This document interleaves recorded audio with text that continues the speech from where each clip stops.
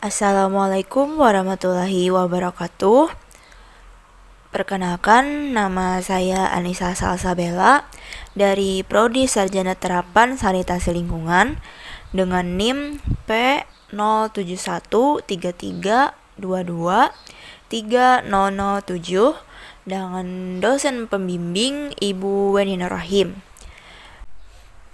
Di sini saya akan menjelaskan tentang kalimat dalam bahasa Indonesia. Jadi, kalimat itu merupakan satuan bahasa terkecil dalam wujud lisan atau tulisan yang mengungkapkan pikiran yang utuh. Dalam kalimat itu harus memiliki unsur subjek dan predikat. Jika ditambahkan objek atau keterangan ataupun pelengkap, itu bisa saja dinyatakan kalimat, tetapi kalimat sendiri itu jika sudah memiliki subjek dan predikat, maka itu sudah bisa dikatakan sebagai kalimat. Dalam wujud tulisan kalimat itu dimulai dengan huruf kapital dan diakhiri dengan tanda titik, tanda tanya, dan tanda seru.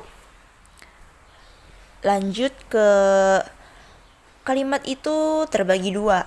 Nah, yang pertama itu ada kalimat berpredikat kata kerja, berarti predikatnya termasuk kata kerja. Seperti diskusi berjalan. Diskusi itu termasuk subjek dan berjalan itu termasuk predikat. Kata berjalan di sini adalah kata kerja.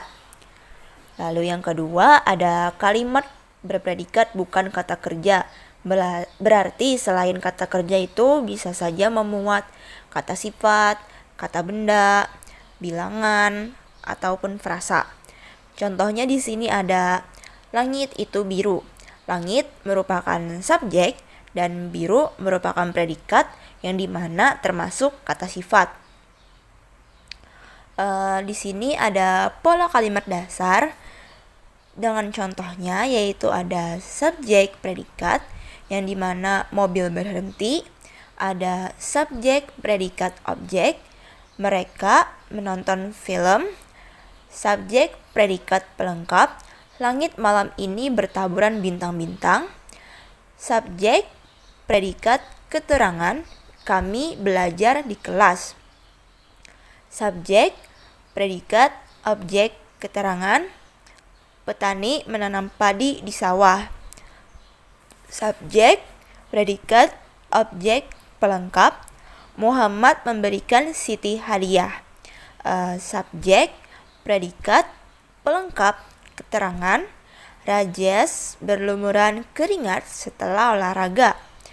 Subjek predikat objek pelengkap keterangan, ibu memasakkan aku nasi goreng pada malam hari. Kemudian lanjut ke jenis kalimat menurut struktur gramatikalnya. Nah, yang pertama itu ada kalimat tunggal, terdiri atas satu subjek dan predikat. Contohnya, ibu menjual es buah.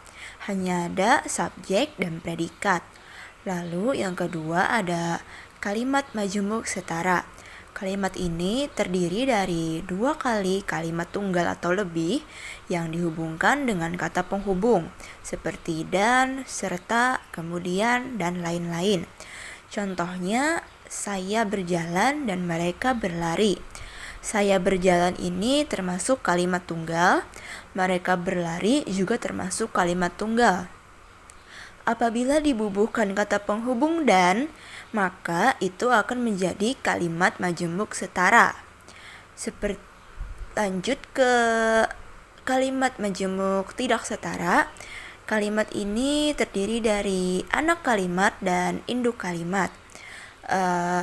Contohnya, Kayla tidak masuk kuliah karena sedang demam, batuk, dan flu. Anak kalimat di sini ada pada kata Kayla tidak masuk kuliah, dan induk kalimatnya adalah karena sedang demam, batuk, dan flu. Lalu, kalimat majemuk tidak setara ini memiliki dua bagian lagi, yaitu ada kalimat majemuk tak setara yang berunsur sama, terdiri dari unsur subjek yang sama. Yang pertama itu ada karena kami sudah lelah, kami ingin pulang. Menjadi karena sudah lelah, kami ingin pulang. Lanjut ke kalimat majemuk campuran. Di sini campuran kalimat itu antara majemuk setara dan bertingkat. Contohnya, pekerjaan itu selesai ketika ayah datang dari kantor dan ibu mencuci pakaian. Di sini yang bertingkat itu adalah pekerjaan itu selesai, dan majemuk setaranya antara ayah datang dari kantor dan ibu mencuci pakaian. Lanjut, ada jenis kalimat menurut bentuk gayanya atau retorikanya. Yang pertama itu ada kalimat yang melepas, diawali dengan induk kalimat dan diikuti dengan anak kalimat. Contohnya, Adi akan dibelikan motor oleh ayahnya, itu termasuk induk kalimat. Dan jika ia naik kelas, itu termasuk anak kalimat. Lalu yang kedua ada kalimat yang berklimaks, itu diawali dengan anak kalimat diikuti oleh induk kalimat. Pembacanya akan paham maknanya setelah membaca induk kalimatnya. Seperti karena ketiduran, Jaki terlambat masuk kelas. Karena ketiduran itu termasuk anak kalimat, Jaki terlambat masuk kelas itu termasuk induk kalimat. Nah, yang ketiga ada kalimat yang berimbang. Kalimat yang berimbang ini tersusun dalam bentuk majemuk setara atau majemuk campuran karena strukturnya memperlihatkan kesejajaran dan sejalan. Contohnya bisa dilihat jika musim kemarau, masyarakat dapat bertani di ladang dan menjual hasil pertanian mereka. Lanjut ke jenis kalimat menurut fungsinya. Nah, menurut fungsinya ini dapat diperinci dengan yang pertama ada kalimat pernyataan atau deklaratif. Kalimat ini menyatakan sesuatu dengan lengkap, biasanya menggunakan intonasi menurun dan tanda baca titik. Contohnya, Indonesia mempunyai kekayaan alam yang luas. Nah, itu termasuk pernyataan bahwa Indonesia itu memiliki kekayaan alam yang sangat luas. Dan yang kedua ada kalimat pertanyaan atau interrogatif. Ini kalimatnya sang penutur ingin memperoleh reaksi atau jawaban. Biasanya intonasinya menurun dan tanda bacanya adalah tanda tanya. Seperti berapa lama saudara tinggal di Banjarmasin? Itu sang penuturnya menunggu jawaban dari lawan bicara. Lanjut yang ketiga ada kalimat perintah dan permintaan atau imperatif. Ini penuturnya ingin menyuruh atau meminta sesuatu dengan intonasi menurun, tanda baca titik atau seru. Contohnya, tolong ambilkan sapu tangan yang ada di atas meja. Yang keempat, kalimat seruan. Penutur ingin mengungkapkan perasaan yang kuat atau mendadak. Biasanya dengan intonasi menaik, memakai tanda seru dan titik. Contoh kalimatnya seperti, wah gantengnya, atau nah ini dia yang kutunggu-tunggu. Lanjut ke kalimat efektif. Kalimat efektif ini merupakan kalimat yang memiliki kemampuan untuk menimbulkan kembali gagasan pikiran pembaca atau penulis yang mengutamakan keefektifan informasi sehingga menjadi jelas. Ciri-ciri kalimat efektif sendiri itu yang pertama ada kesepadanan struktur. Kesepadanan struktur itu subjek dan predikatnya tuh jelas, tidak terdapat subjek ganda.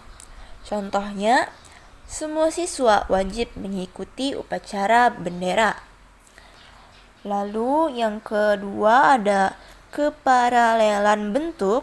Ini adalah kesamaan bentuk kata yang digunakan dalam kalimat itu.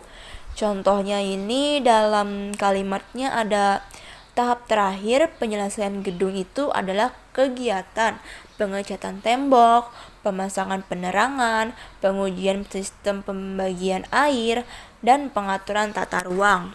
Ini paralelnya tuh menggunakan kata verba yang dimana pengecatan tembok, pemasangan penerangan, dan seterusnya itu adalah kata kerja. Lalu yang ketiga ada ketegasan makna. Ketegasan makna ini menegaskan pengulangan kata dengan contoh, saya suka akan kecantikan mereka, saya suka akan kelembutan mereka. Jadi ini menegaskan pengulangan kata dari mereka. Lalu yang keempat ada kehematan kata. Contohnya, karena ia tidak diundang, dia tidak datang. Menjadi hemat. Karena tidak diundang, dia tidak datang. Kata ia itu termasuk kata yang sangat boros. Karena setelahnya pun ada kata dia. Jika ia itu dihilangkan dan hanya dipakai dia pun tidak apa-apa. Lanjut ke kepaduan gagasan. Kepaduan gagasan itu agar kalimatnya tidak tampak terpecah, seperti mereka membicarakan daripada kehendak rakyat. Nah, daripada tuh agak terpecah dan menjadi mereka membicarakan kehendak rakyat lebih enak didengar. Lanjut ke kelogisan bahasa. Kelogisan bahasa itu yang dapat diterima oleh akal manusia. Seperti untuk mempersingkat waktu, kita teruskan acara ini. Dan menjadi logis yang bisa diterima oleh akal kita sendiri, itu kalimatnya berubah menjadi untuk menghemat waktu, kita teruskan acara ini. Oke, berakhirlah sudah penjelasan saya tentang kalimat dalam bahasa Indonesia. Apabila ada salah kata atau pengucapan, saya memohon maaf sebesar-besarnya. Dan wassalamualaikum warahmatullahi wabarakatuh.